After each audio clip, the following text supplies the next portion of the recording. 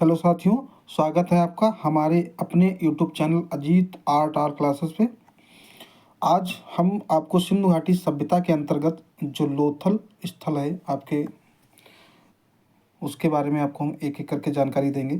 जो कि इससे पहले आपकी हमने क्लास जो ली थी उसमें आपको बताया था मोहनजोदड़ो के बारे में, सारी जानकारी आपको हमने दे दी थी। आज का जो विषय है वो लोथल है, सिंधु घाटी सभ्यता के अंतर्गत। ठीक है, तो ये आप देख रहे हैं सिंधु घाटी सभ्यता के अंतर्गत लोथल जो है, यहाँ से क्या उपलब्धियाँ मिली, क्या अवशेष मिले हैं, क्या साक्ष्य मिले हैं, उसके बारे में पूरी हम चर्चा करेंगे आज की क्लास में। तो एक एक करके हम जान लेते हैं कि यहाँ पे क्या क्या मिला है, कहाँ पे स्थित है, इसकी कब खोज हुई, कब उत्खनन हुआ। तो देखते हैं, नंबर 1 पे लिखा हुआ है इसका उत्खनन कार्य 1955 ईस्वी में रंगनाथ राव ने की थी। ठीक है, या रंगनाथ राव ने किया था या रंगनाथ राव ने की थी, बात एक ही है, लेकिन 1955 ये याद रखिएगा। ठीक है, इसका जो उत्खनन कार्य है वो रंगनाथ राव ने कराया था 1955 ईस्वी में। ठीक है, ये पहला पॉइंट है आपका लोथल के अंतर्गत। कहाँ पे स्थित है ये देख लेते हैं, स्थित कहाँ पे है। तो स्थित है लोथल, अहमदाबाद, गुजरात। ठीक है, जो गुजरात है वहाँ पे जो अहमदाबाद स्थान है उसके अंतर्गत स्थित है। ठीक है, और भगवा नदी के किनारे स्थित है। इसको जो दूसरा नाम भगवा का जो दूसरा नाम है यानी नदी का, या तो भगवा नदी के किनारे स्थित है, लेकिन इसका दूसरा नाम साबरमती भी चलता है। तो दोनों नामों को हमने उल्लेख कर दिया है। तो भगवा या साबरमती नदी के किनारे स्थित है। ठीक है, ये तो स्थित और उत्खनन कार्य की बात हो गई। अब हम देख लेते हैं कि एक कहाँ पे क्या क्या इसके अवशेष मिले हैं, उस पर हम चर्चा करते हैं। तो देखते हैं, नंबर 1 पे लिखा हुआ है, यह मोहनजोदड़ो से लगभग 600 मील दूर दक्षिण पूर्व में स्थित है। ठीक है, ये याद रखिएगा कि ये मोहनजोदड़ो से लगभग 600 मील, ठीक है, दक्षिण पूर्व में स्थित है। ठीक है, नंबर 1 पे पॉइंट है। नंबर 2 पे देखते हैं, इसे सिंधु सभ्यता का प्रमुख बंदरगाह कहा गया है। ठीक है, सिंधु सभ्यता जो पूरे सिंधु घाटी सभ्यता जो थी, ये वहाँ का प्रमुख बंदरगाह यानी कि लोथल था। ठीक है, जिसको हम डाकयार्ड, इंग्लिश में डाकयार्ड भी कहते हैं। ठीक है, तो ये आपका जो सिंधु घाटी सभ्यता का प्रमुख बंदरगाह था, इसीलिए इसको बंदरगाह भी कहा गया है। तीसरे नंबर पर हम देखते हैं, लिखा हुआ है लोथल में 17 कब्रें प्राप्त हुई। ठीक है, जिनमें 3 कब्रों में 2 लोगों को साथ साथ दफनाया गया है। अब ये उस समय परंपरा चल रही होगी कि जहाँ लोथल के अंतर्गत जो 17 कब्रें निकली हुई हैं। ठीक है, कब्र जो होती है उसके अंतर्गत जानते हो सभी लोग, आज की डेट में एक कब्र में एक ही व्यक्ति को लिटाया जाता है, लेकिन उस समय क्या था कि 17 कब्रों में 3 कब्रें ऐसी थी जिनमें 2 लोगों को एक साथ दफनाया गया है। ठीक है, 3 कब्रों में जो है एक ही कब्र में, मतलब 3 कब्रों में 2 लोगों को एक ही साथ दफनाया गया है। ठीक है, ये वहाँ से उपलब्धि मिली है, वो आगे हम देख लेते हैं। चौथे नंबर पे क्या हुआ है, लोथल में एक मृद भांड पर पंचतंत्र की कहानी। ठीक है, लोथल में मिले एक मृद भांड पर पंचतंत्र की कहानी यानी कि द्रुत लोमड़ी चित्रित है। ठीक, मृद भांड जानते हो, हमने इससे पहले भी बता दी गई कि मिट्टी का जो बर्तन होता है उसके ऊपर द्रुत लोमड़ी का जो पंचतंत्र की कहानी है वो चित्रित है। ठीक है, तो ये नंबर 4 पे हो गया, 4 पॉइंट हो गए। आगे हम देखते हैं नंबर 5 पे, ये आपका नंबर 5 पॉइंट है यहाँ का, देख लेते हैं। यहाँ से शतरंज के नमूने मिले हैं। ठीक है, यहाँ पे शतरंज के नमूने मिले हैं।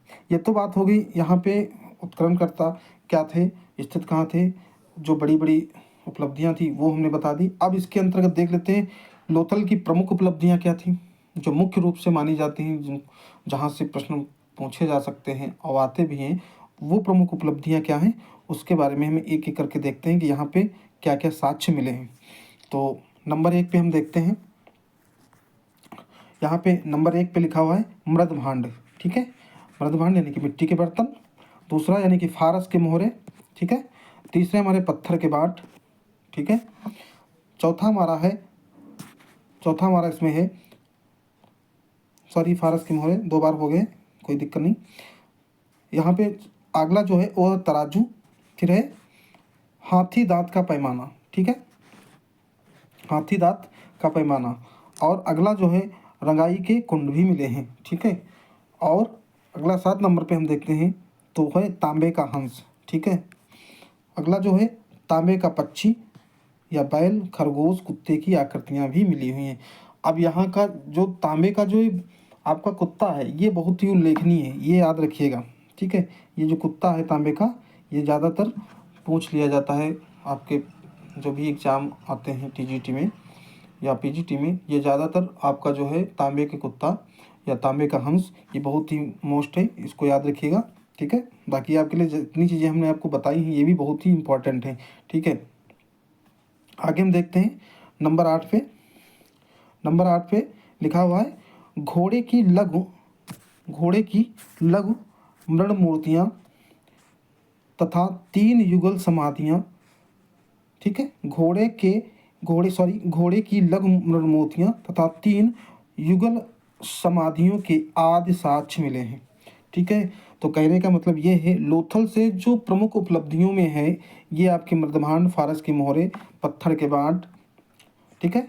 उसके आगे तराजू, हाथी दांत का पैमाना, रंगाई के कुंड, तांबे का हंस, ठीक है, तांबे का पक्षी, बैल, खरगोश, कुत्ते की आकृतियाँ मिली हैं, ठीक है। उसी के साथ साथ घोड़े की लघु मृण मूर्तियाँ तथा 3 युगल समाधियों के आदि साक्ष्य मिले हैं।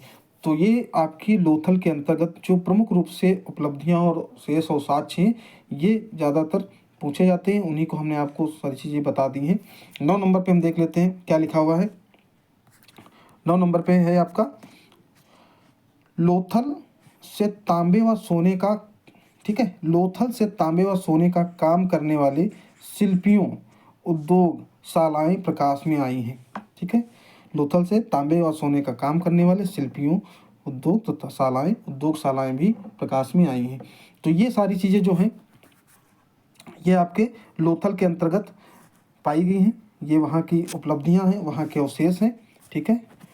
इसके अलावा अगला जो आपका चैप्टर होगा वो अगली क्लास में हम आपको लेकर के आएंगे और बताएंगे। तब तक इसको जो लोथल हमने आपको बताया है इसको नोट कर लीजिए, ठीक है। और आने वाली जो क्लास है उसको भी नोट करें, और जितनी भी हमने क्लास पहले भी पढ़ाई है उनको नोट करके रखिए, क्योंकि ये बहुत ही इम्पॉर्टेंट है आप लोगों के लिए, ठीक है। परीक्षा में बहुत ही उपयोगी साबित होगा आपके लिए। और किसी को इसमें कोई भी कुछ चीज़ें अगर डाउट हो तो कमेंट बॉक्स में कमेंट कर सकता है, ठीक है। और लोगों को वीडियो शेयर करिए, ठीक है। तब तक के लिए आप सभी को राधे राधे।